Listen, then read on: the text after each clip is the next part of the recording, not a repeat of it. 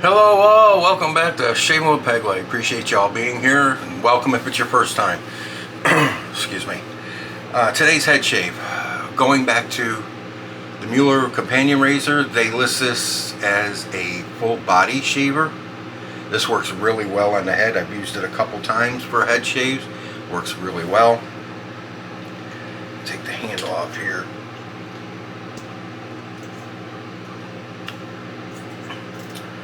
I've got a third use Vikings Blade mild in it. Great blade. See how the head holds the blade with no tab overhangs?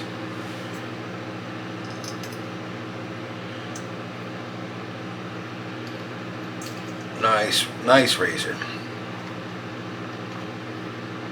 And they even give you the nice little lanyard to hang it up in your shower. This pulls out so that you can take this off without cutting it. Just try something new. I've used this several times. I use this for head shaves. Like I said, I ordered one tube, they sent me 3. Just trying to kill this one. But I've never used it with a DE. I've always used it with cartridge razors. So this is kind of an experiment to see if it will work with a DE. I'm pretty sure it will, because this stuff is slick. It's like brake fluid, hydraulic fluid. It's super slick. Slick as snot, if you want to say. Okay.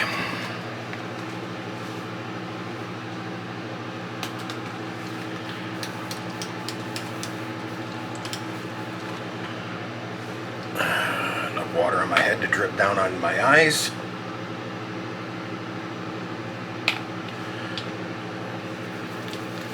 Yes, it is clear, gel type.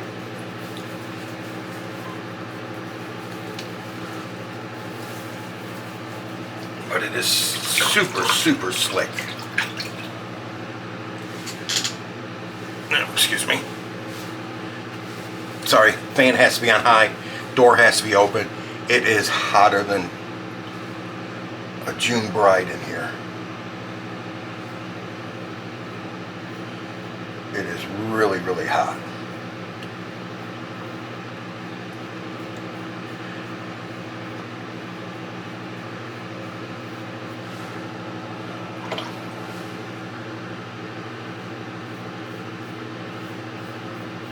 Yes, I could turn the AC on, but I'm not, because Mom is coming home in 1 week. And she will be running the heat. Because the place she's at right now, the rehab facility, back to front is with the grain. Where she's at, I go in to see her. I'm going tomorrow to see her. I go in that room, and I'm always looking for somebody to come in and baste me. She's cold. She's laying there. She's sitting there with pants on, hot socks, sweatshirt, robe, and a blanket wrapped around her, and she's complaining it's cold. And I'm sitting there, and I've got enough sweat rolling off me like I'm a fat guy in a sauna.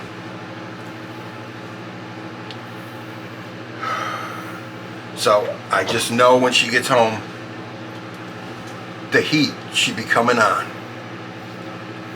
Plus, today I got a great bit of news, just wonderful freaking news. My daughter's taking a second vacation, and she'll be down here the 10th, 2 days before Mom comes home.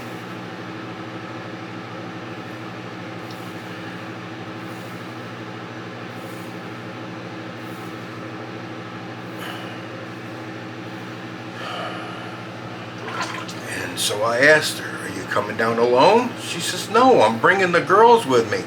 I said, "So you're staying at your mom's place?" "No, I'm staying with you." I said, "Why did I get so lucky?" She said, "Well, you've got room for us. Mom doesn't." I said, "Because it's probably the smartest thing in the world your mother's ever done, is gotten an apartment where nobody can stay with her."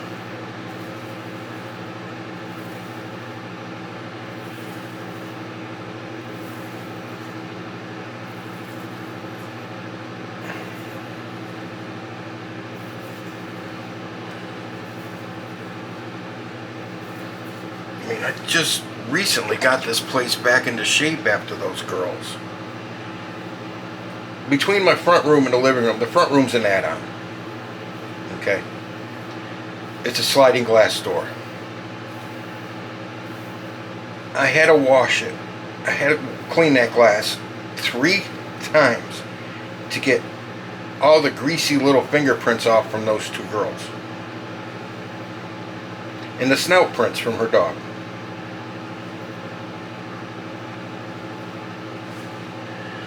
I'm so glad I spent the time to clean it, because now I get to do it again after they leave.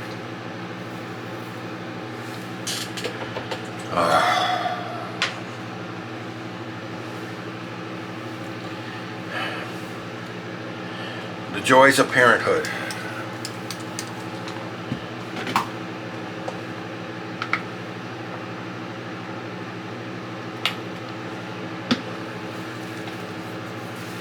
It's working okay with the DE razor.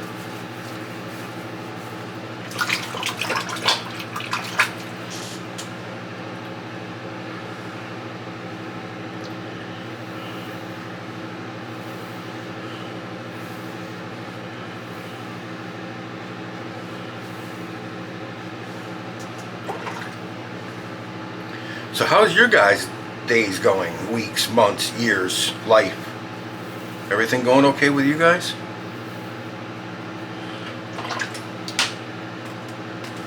Alright.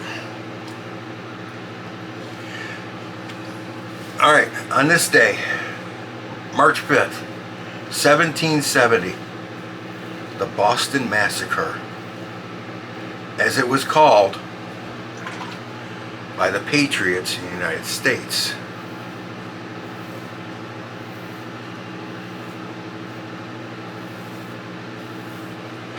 In Great Britain, it's known as the Incident on King Street. A group of 9 British soldiers shot 5 people of a crowd of 300 or 400 who were harassing them verbally and throwing various projectiles. The event was heavily publicized as a massacre by leading patriots such as Paul Revere and Samuel Adams.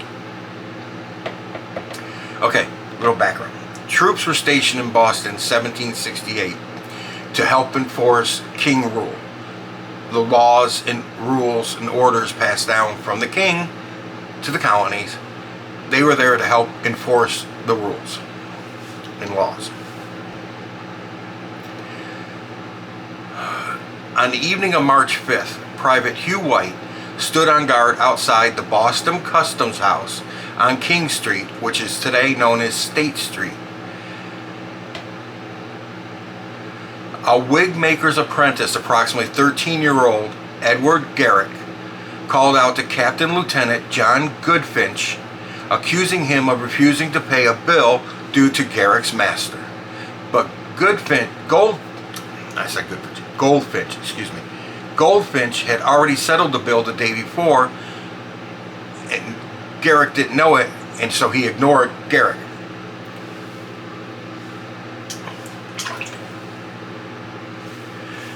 Now this Private White, who was standing guard outside the customs house, called out to Garrick that he should be more respectful to an officer of the British Army.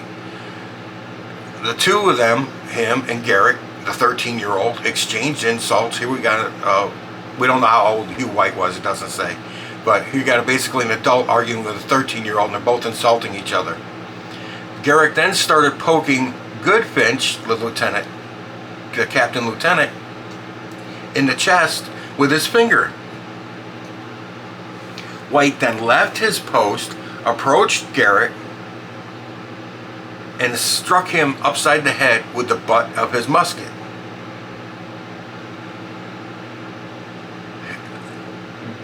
Garrick's companion, Bartholomew Broaders, began to argue with White, which attracted a larger crowd, one of which was Henry Knox, a 19-year-old bookseller who later became a general in the Continental Army during the Revolutionary War. Mr. Henry Cox, warned White that if he fired, he would die. He must die. Boring. As the evening progressed, The crowd started getting larger. The church bell rang, which it usually, at a time that it was ringing, would only be rung like in a case of an emergency, like a fire or something, but it started attracting more and more people. So eventually you had a crowd of 300 or 400 gathering around White.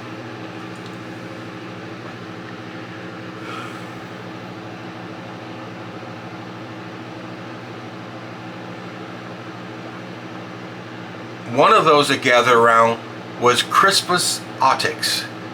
He was a mixed race former slave. The mob began throwing snowballs, sticks, anything small they get their hands on to throw at White. White moved to the steps of the custom house and he sought assistance. Runners were sent to the nearby barracks, and there Captain Thomas Preston was alerted to what was going on, and the officer of the watch, Captain Thomas Preston, sent out a non-commissioned officer and 6 privates from the Grenadiers Company of the 29th Regiment of Foot to relieve White, and they ran with fixed bayonets. When they arrived, Henry Knox took Preston by the coat, "You dirty red coat," and told him, "For God's sake, take care of your men. If they fire, you must die." Captain Preston responded to him, "I am aware of it." In his, nobody says how he said it.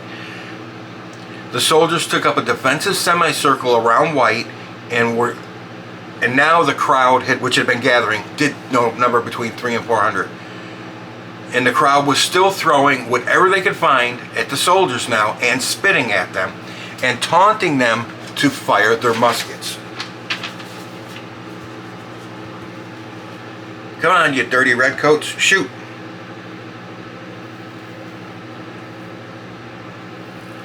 "Dare you to shoot me."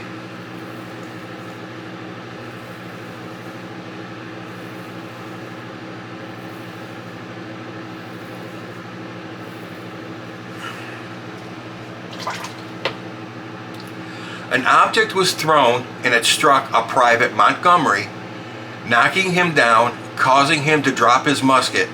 He recovered his weapon as he stood up and angrily shouted, "Damn you, fire!" And he then discharged his musket into the crowd, although no command to fire had been given. Over the next few seconds, there was a pause. Some say a few seconds, some say it was as long as 2 minutes. And then another shot rang out. And then another, and another, and another. It was not, you couldn't even call it a volley of fire, because a volley of fire is aim, fire, and everybody fires at once. They weren't doing that. They were firing piecemeal, one at a time, whenever they felt like it.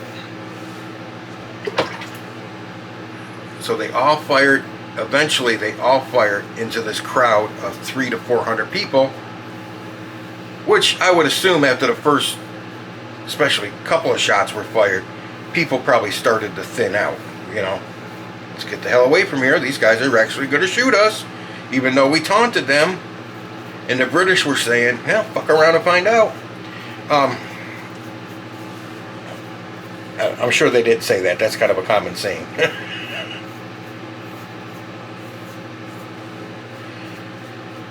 Whatever the mid-1700s equivalent to that was, that's what they were probably saying. You asked for it, you got it. Musket balls, not Toyotas. Okay.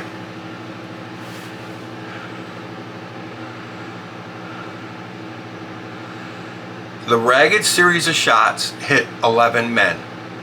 3 Americans died instantly: a rope maker, Samuel Gray, a mariner, James Caldwell, and Crispus Attucks, Attucks, Attucks, I guess, the former slave. Samuel Maverick, a 17-year-old apprentice ivory turner, was struck by a ricocheting musket ball at the back of the crowd and died early the next morning. Irish immigrant Patrick Carr was shot in the abdomen and inevitably died from the wound 2 weeks later, because back then a gunshot to the stomach, there was nothing anybody could do for you. Well, I still got a shit ton of hair. You know what? Hang with me, guys. Hang with me.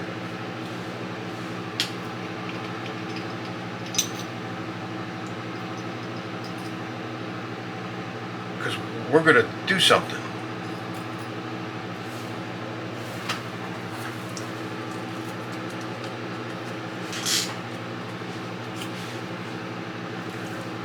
Blade.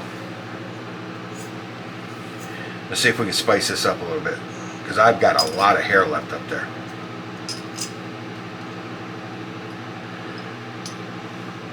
I can feel the Vikings Blade cut, but it's really not aggressive. It's a mild razor to begin with, and I'm looking at it and there's not a lot of hair on it, so I think it's done. I think I got 2 uses out of it and it was done.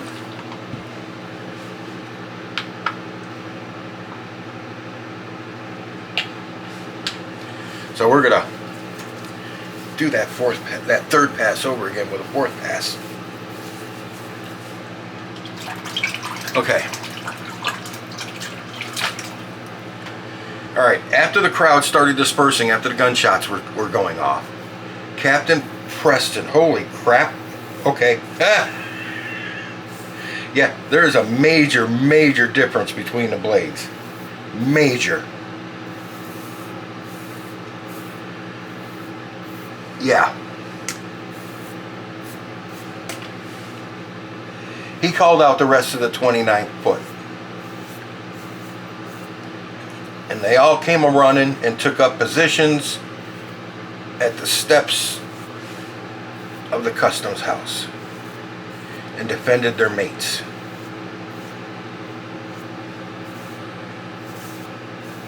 The governor of the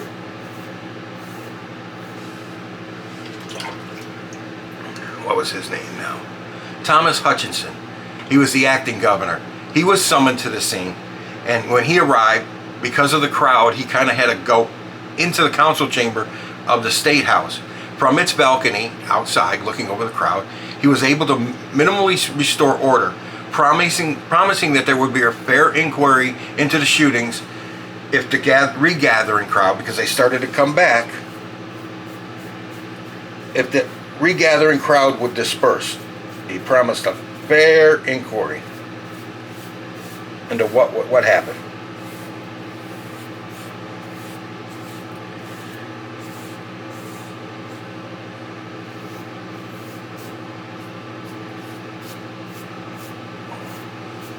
I think I got myself right here when I just did that.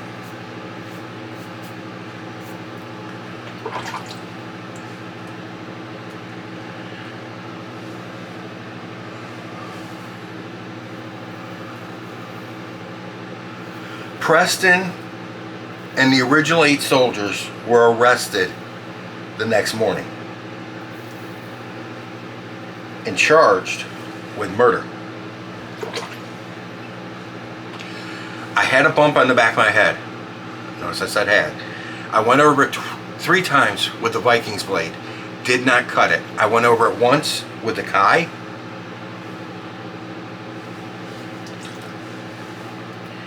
So that should tell you anything you need to know about the Kai and how dull the Vikings Blade was.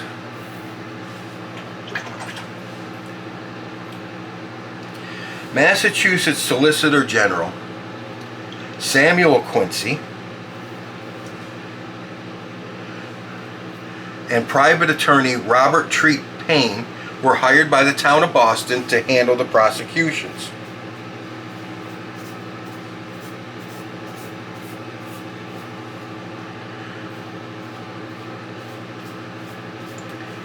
John Adams was convinced. It didn't take much to convince John Adams, but he was the defending attorney for all the soldiers. And he did it because he wanted to ensure a fair trial.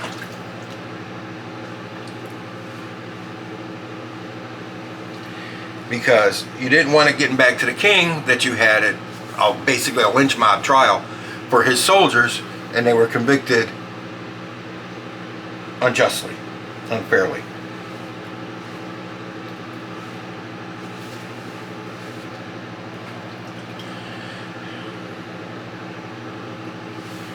The trial of the 8 soldiers opened on November 27, 1770.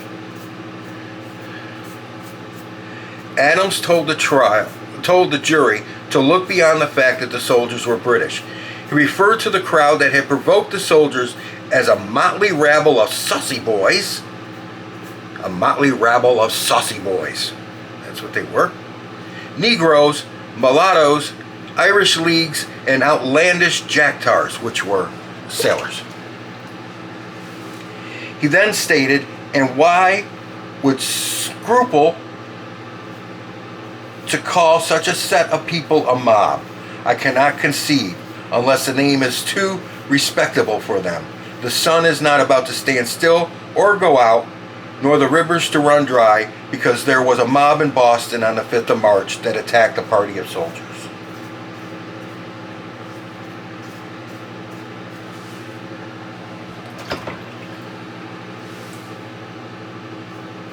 Adams also described the former slave, Crispus Attucks, saying, his very look was enough to terrify any person, and that with one hand he took hold of a bayonet and with the other knocked the man down.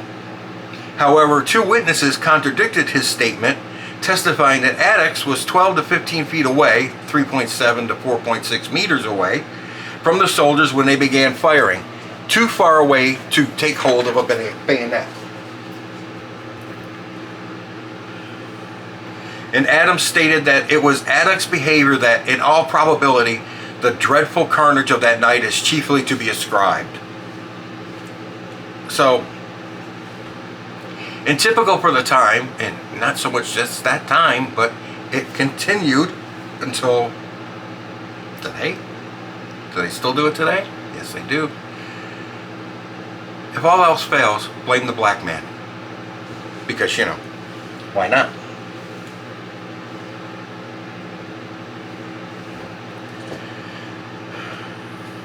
Especially if you have political aspirations, like Adams did.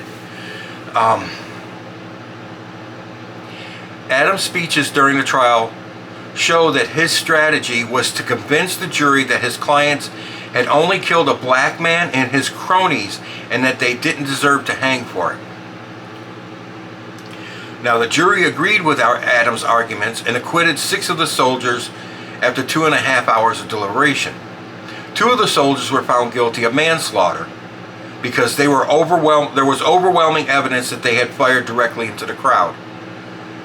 The jury's decision suggests that they believed that the soldiers had felt threatened by the crowd, but should have delayed firing. They were originally charged with murder, but they were convicted of manslaughter. The convicted soldiers were granted reduced sentences by pleading benefit of clergy, which reduced their punishment from a death sentence to a branding of the thumb in open court. Mucho better shave. Mucho. And a big bleeder on the back of the head.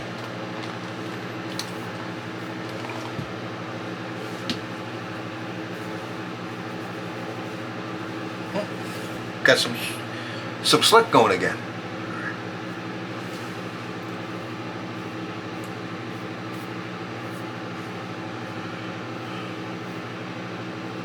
The Boston Massacre is considered one of the most significant events that turned colonial sentiment against King George III and British parliamentary authority in the colonies.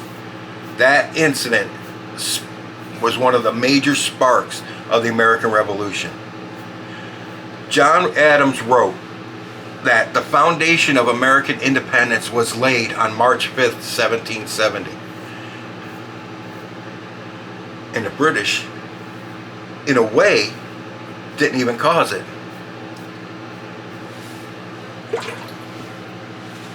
You got to remember, you got a crowd throwing things at soldiers, armed soldiers with bayonets fixed, muskets loaded, throwing snowballs, sticks, stones, whatever little pieces of shit they could hurl at them, spitting at them, threatening them, taunting them to fire their weapons, to shoot us.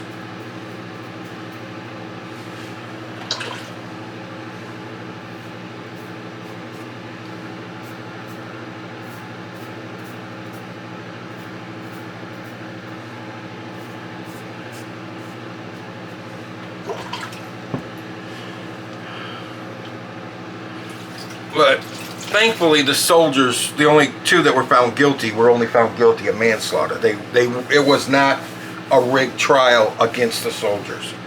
The two were only found guilty of manslaughter because they did fire into the crowd without being given an order to fire.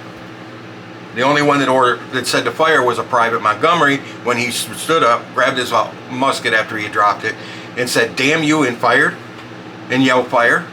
And that's the reason everybody else fired.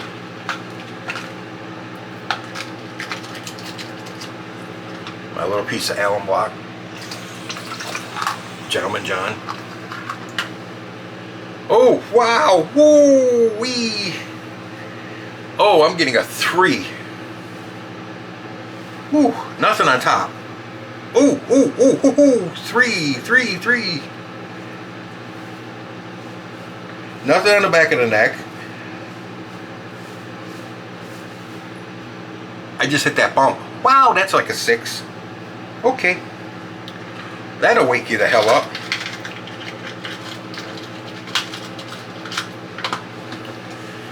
Yeah, well. Ooh. Awake now, guys. We got the Boston Massacre. One of the catalysts that kicked off the American Revolution.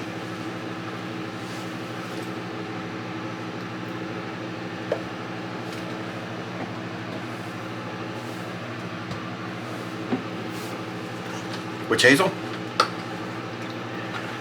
Just El Cheapo shit from Walgreens. Oh, that stings too. Wow.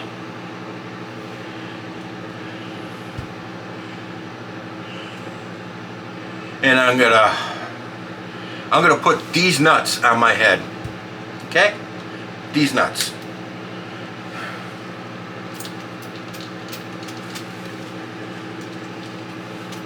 There's no alcohol in this. This is a witch hazel based aftershave. That is a good scent. This is a tart lime, lemon, bergamot, orange. It's a very heavy citrus scent. Or citrus heavy scent. Johnson & Johnson baby lotion for the dome.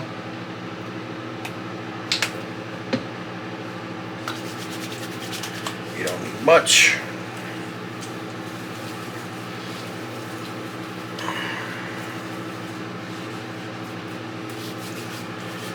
And there we go.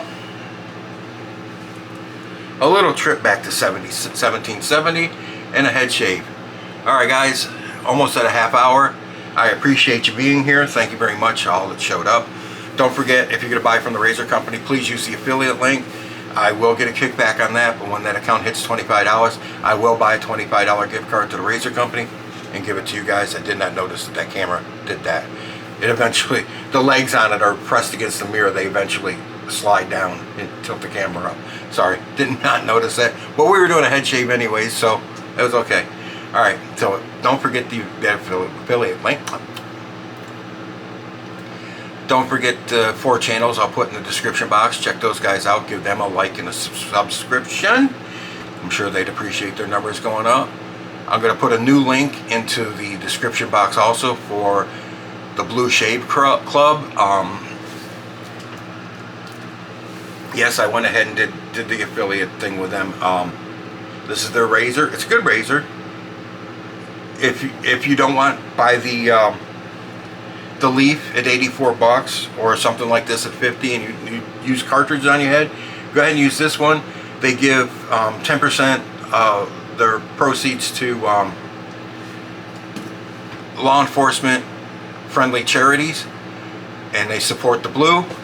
So I'm good with that. That was another reason I decided to go with them, because I do support law enforcement. So I'm not a ban the cops bandwagoner, because you want to get rid of the cops, that's fine, but the cops are the only thing protecting you from me. So with that, I will say enough of the babbling fat guy in the camera. You're in the chair next. Happy shaves out there, guys.